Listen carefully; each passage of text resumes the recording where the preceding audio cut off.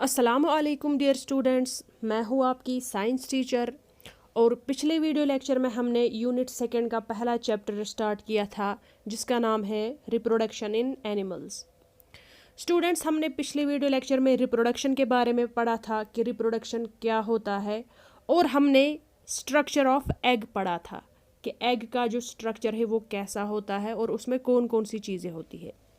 आज हम इसी चैप्टर को कंटिन्यू करने जा रहे हैं और आज हम पढ़ेंगे एनिमल्स दैट ले एग्स, यानी कि ऐसे जानवर जो रिप्रोडक्शन करते हैं लेकिन कैसे, अंडे दे के, यानी कि वो अंडे डालते हैं फिर उन्हीं अंडों में उनके बच्चे निकलते हैं। डियर स्टूडेंट्स, हमारे इर्द गिर्द बहुत से ऐसे जानवर हैं जो पहले अंडे देते हैं और फिर उसके बाद उन अंडों में से उनके बच्चे निकलते हैं। जैसे कि सबसे पहली एग्जाम्पल हम बर्ड्स की लेते हैं। बर्ड्स जो होते हैं वो पहले अंडे डालते हैं, फिर उन अंडों पे वो पेरेंट बर्ड बैठकर उनको गर्मी देती है और उस गर्मी की वजह से वो अंडे हैच हो जाते हैं और उन अंडों में से उनके बेबी बर्ड्स निकलते हैं।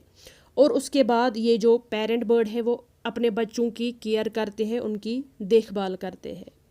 इसी तरीके से जो मछली होती है यानी कि फ़िश, वो भी पहले पानी में हज़ारों अंडे देती है। इन अंडों के इर्द गिर्द कोई भी शेल नहीं होता है जैसे कि हम बाकी अंडे देखते हैं। उन अंडों के इर्द गिर्द एक हार्ड कवरिंग हार्ड शेल होती है, लेकिन मछली के जो अंडे होते हैं उनमें कोई भी शेल वगैरह नहीं होता है, बल्कि उनके इर्द गिर्द एक जेली सब्सटेंस होती है जो उनको प्रोटेक्ट करती है। और फिर जब यही एग्स जो हैच हो जाते हैं उनमें से और भी बहुत सारी मछलियाँ निकलती है और फिर वो मछलियाँ बड़ी हो जाती है। लेकिन बड़े होने से पहले ही बहुत सारे ऐसे अंडे होते हैं या बहुत सारी जो यंग मछलियाँ होती है उनको बाकी फिशेस खा जाती है पानी के अंदर। तो इस तरीके से कुछ ही फिश जो है वो एग में से निकलती है और कुछ को एग्स समेत ही बड़ी फिशेस खाती है, या कुछ फिशेस को जो है वो बड़ी फिशेस खा जाती है अंडों में से निकलने के बाद। तो ये जो फिश होती है पहले एक एग की शक्ल में होती है, फिर यही एग जो है धीरे धीरे डेवलप हो जाता है लार्वा में। उसके बाद ये लार्वा जब बड़ा हो जाता है तो ये एक फ़िश में कन्वर्ट होता है और यही फ़िश फिर एक एडल्ट फ़िश में कन्वर्ट हो जाती है।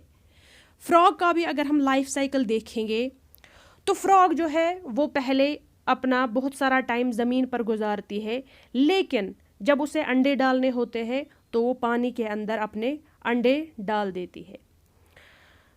फ्रॉग का जो लाइफ साइकिल होता है उसमें 4 स्टेजेस होते हैं। पहला जो स्टेज होता है वो होता है एग क्लस्टर, या उसको हम स्पॉन भी कहते हैं, यानी कि जब पहले फ्रॉग अंडे डालती है। फिर यही अंडे जो है धीरे धीरे करके एक टैडपोल में चेंज हो जाते हैं जिसकी एक छोटी सी टेल होती है। फिर यही टैडपोल जो होता है उसकी छोटी छोटी लेग्स निकल आती है। फिर इस टैडपोल को यही टैडपोल फिर बड़ा हो जाता है एक यंग फ्रॉग में, और यंग फ्रॉग जो है it grows into an adult frog, यानी कि ये एक जवान फ्रॉग में फिर कन्वर्ट हो जाता है जिसकी कोई भी टेल नहीं होती है। इस प्रोसेस को जब एक टैडपोल में से एक एडल्ट फ्रॉग बनता है, इस प्रोसेस को हम मेटामॉर्फोसिस कहते हैं। इन्हीं फिश और फ्रॉग की तरह ही बहुत सारे रेप्टाइल्स भी पहले अंडे देते हैं, फिर इन अंडों से उनके बेबीज निकल आते हैं। कुछ रेप्टाइल्स जिनमें लिजर्ड, टर्टल, स्नेक है, ये अपने अंडे ज़मीन पर देती है। और कुछ रेप्टाइल्स ऐसे होते हैं जो अंडे डालने के बाद अपने अंडों को भूल जाती है और फिर कभी भी वापस नहीं आ पाती है अपने अंडों के पास। तो ऐसे अंडों में से बच्चे कैसे निकलते हैं?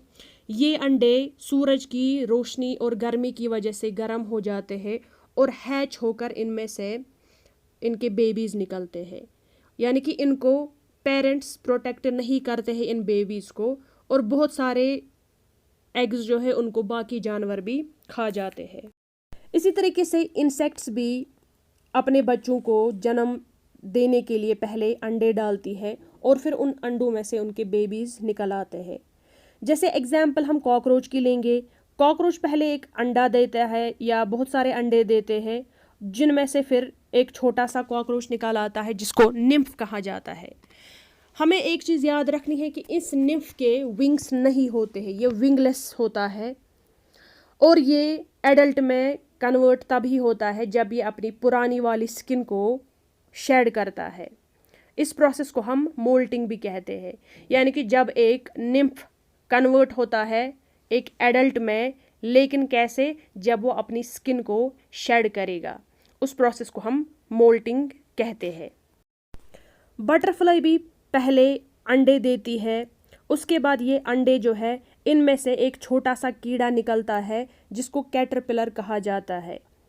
ये कैटरपिलर जो है ये बटरफ्लाई, पेरेंट से बहुत ही अलग शक्ल का दिखता है, लेकिन ये कैटरपिलर धीरे धीरे करके जब खाना खाता है तो उसके बाद ये अपने इर्द गिर्द एक कवरिंग जैसी बनाता है जिसको प्यूपा कहा जाता है। इस प्यूपा के अंदर ये कैटरपिलर कन्वर्ट हो जाता है बटरफ्लाई में और फिर धीरे धीरे करके ये प्यूपा बर्स्ट हो जाता है और इसके अंदर से एक एडल्ट बटरफ्लाई निकलती है जो कि अपने पेरेंट बटरफ्लाई की तरह ही दिखती है। तो स्टूडेंट्स, ये था आज का हमारा वीडियो लेक्चर जिसमें हमने उन जानवरों के बारे में पढ़ा जो अंडे देते हैं। उम्मीद है आपको ये वीडियो लेक्चर अच्छे से समझ में आया होगा। आपसे मुलाकात करेंगे हम अगले वीडियो लेक्चर में। तब तक आप अपना ख्याल रखेंगे। अल्लाह।